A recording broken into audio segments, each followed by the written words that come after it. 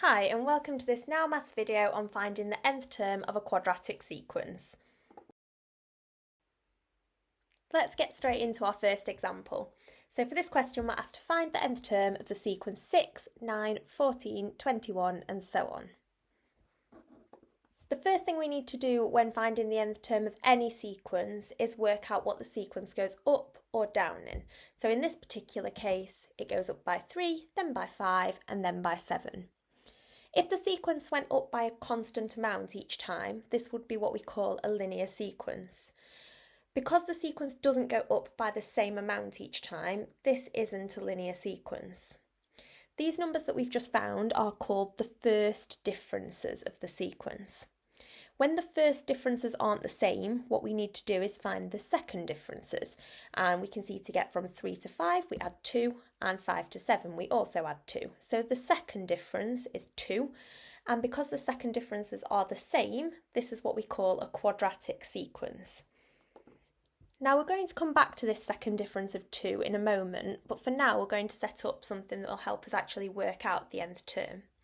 This particular sequence we've been given has got 4 terms in it, which means that we need to consider the values of n, which are 1, 2, 3 and 4.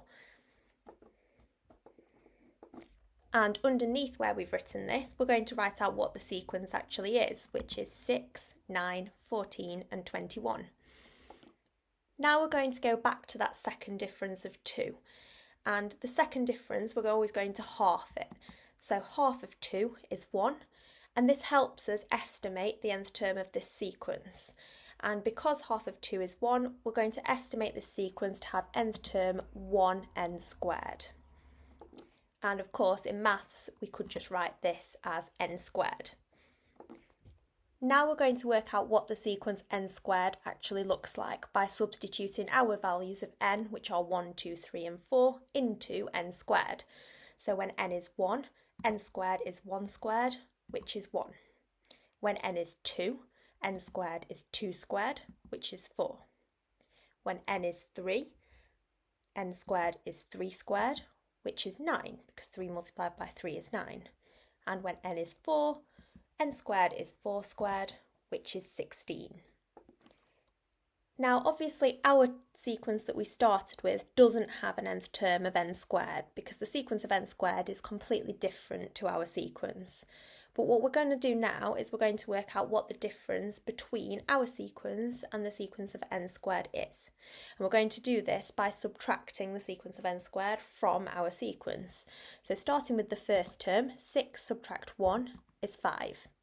Then for the second term, 9 subtract 4 is also 5. For the third term, 14 subtract 9 is 5.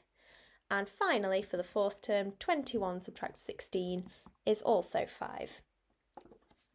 What this tells us is that if we were to add the sequence of n squared to the number 5, we would end up with our sequence.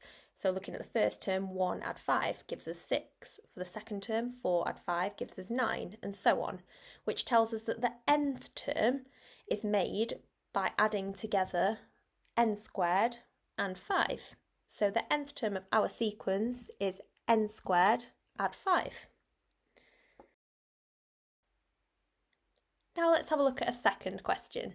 So for this question we're asked to find the nth term of the sequence 2, 8, 16, 26 and so on.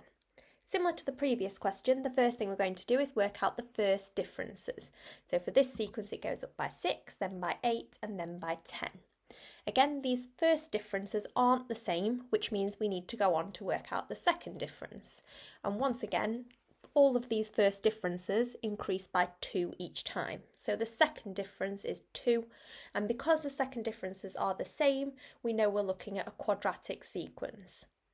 Once again, we're going to come back to this second difference in a moment. We're going to set up some working out first. So we have 4 terms in our sequence, which means that our values of n are 1, 2, 3 and 4. Then our sequence that's in the question is 2, 8, 16 and 26. Now we go back to that second difference, which is 2, and we half it. So half of 2 is 1, which means once again we're going to estimate this sequence to have nth term 1n squared, which of course again we could write just as n squared. Now let's look at what the sequence of n squared looks like. This should be quite familiar this time. Substituting 1 for n squared would be 1 squared, which is 1. When n is 2, n squared is 2 squared, or 4. When n is 3, n squared is 3 squared, which is 9. And when n is 4, n squared is 4 squared, which is 16.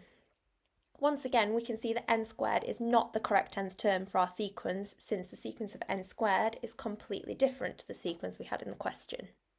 So once again, we're going to work out the difference between the sequence we started with and the sequence of n squared. And we're going to do this by subtracting. So starting with the first term, 2 subtract 1 is 1. Then for the second term, 8 subtract 4 is 4. For the third term, 16 subtract 9 is 7. And for the fourth term, 26 subtract 16 is 10. Now we can see that this question is slightly different from the question we looked at previously, because on the question previously, all of these differences came out as 5. In this particular case, all of these differences are different this time, which means we need to work out the nth term of this sequence. So to work out the nth term, we see what the sequence goes up in, and in this case, it goes up by 3 each time. So this is a linear sequence, which means it's a little easier for us to work out the nth term of it. Any sequence which goes up by 3 each time has nth term which starts with 3n. 3n represents the 3 times table. This sequence that we've just found is not the 3 times table. However, because all of the digits are 2 less than the digits in the 3 times table, that tells us that the nth term of this sequence is 3n subtract 2. If you need more help finding the nth term of sequences that are like this, please find our video in the info card now. If you need more help finding the nth term of sequences that look like this, please find our video linked in the info card now, where there's a more in-depth explanation of this step. Now, if we take a look at the sequence of n squared and the sequence of 3n subtract 2, if we add together these two sequences term by term, we would end up with the sequence that we started with in the question. So looking at the first two terms, 1 add 1. So looking at the first term of each, 1 add 1 would give 2. For the second term of each, 4 add 4 would be 18.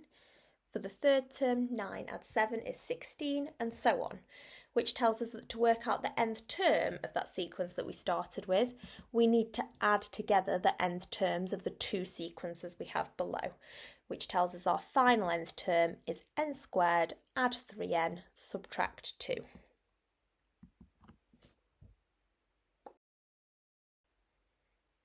Now let's have a look at a third example. So for this question, we have to find the nth term of the sequence 5, 13, 25, 41, and so on. The first thing we do, as always, is work out the first differences. And in this case, the first differences are 8, 12, and 16. These are all different, so we work out the second differences, which in this case are both 4. And because they are both 4, this tells us that we're looking at a quadratic sequence. Once again, we'll come back to this second difference in a moment, but let's set up some working out. So we have 4 terms in our sequence, which tells us we need the values of n to be 1, 2, 3, and 4. Our sequence is 5, 13, 25, and 41. Now if we go back to the second difference, this time the second difference is 4, which is different to the previous two questions, and we half the second difference, which this time is 2. This tells us that our estimate for the nth term of this sequence is going to be 2n squared. Now we need to work out what the sequence of 2n squared actually looks like, which is slightly more difficult. To do this, we need to substitute our values of n, which are 1, 2, 3, and 4, into 2n squared. So when n is 1, 2n squared is 2 multiplied by 1 squared. Remembering to work with the indices first, 1 squared is 1, multiplied by 2 is 2. When n is 2, 2n squared is 2 multiplied by 2 squared. Again, 2 squared first is 4, multiplied by 2 is 8. When n is 3, 2n squared is 2 multiplied by 3 squared. 3 squared is 9. multiplied by 2 is 18. And when n is 4, 2n squared is 2 multiplied by 4 squared, where 4 squared is 16, multiplied by 2 is 32. Just like the previous questions, this sequence of 2n squared is not the same as the sequence that we started with. So we're going to work out the difference between the sequence we started with and the sequence of 2n squared by subtracting. So 5 subtract 2 is 3. 13 subtract 8 is 5. 25 subtract 18 is 7. And 41 subtract 32 is 9. And once again, we can see that these differences aren't all the same. However, if we look a little more closely, we can see that the difference goes up by 2 each time.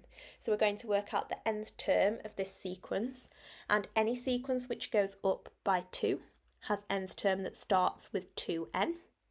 2n represents the 2 times table. However, all of these digits are 1 more than the digits in the 2 times table, so the nth term of this sequence is 2n add 1. Now, if we look at the 2 sequences that we have just created, if we were to add these 2 sequences together term by term, we would end up with the sequence that we started with. Looking at the first terms, for example, 2 add 3 is 5. The second terms, 8 add 5 is 13, and so on. This tells us that if we were to add together the 2 nth terms that we've come up with, that will give us the nth term of the sequence that we started with. So our nth term is 2n squared, add 2n, add 1. Now let's finish off by looking at one final, most difficult question. So for this question, we're asked to find the nth term of the sequence 0, 5, 16, 33, and so on. So we start out by working out the first differences, which in this case are 5, 11, and 17. Because the first differences aren't all the same, we go on to work out the second differences, which this time are both 6. Because they're both the same, once again, we know we're dealing with a quadratic sequence. We'll come back to this second difference in a moment. Let's set up some working out. So our values of n are going to be 1, 2, 3, and 4, because we have 4 terms in our sequence. And our sequence is 0, 5, 16, and 33. Now we go back to that second difference of 6, and we half 6 to give us 3. This tells us that our estimated sequence for this nth term is going to be 3n squared.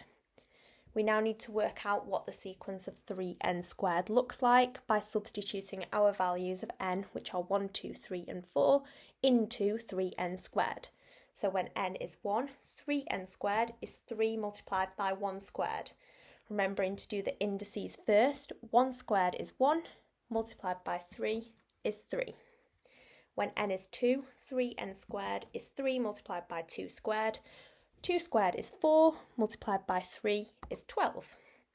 Now for the third term, when n is 3, 3n squared is 3 multiplied by 3 squared, where 3 squared is 9, multiplied by 3 is 27.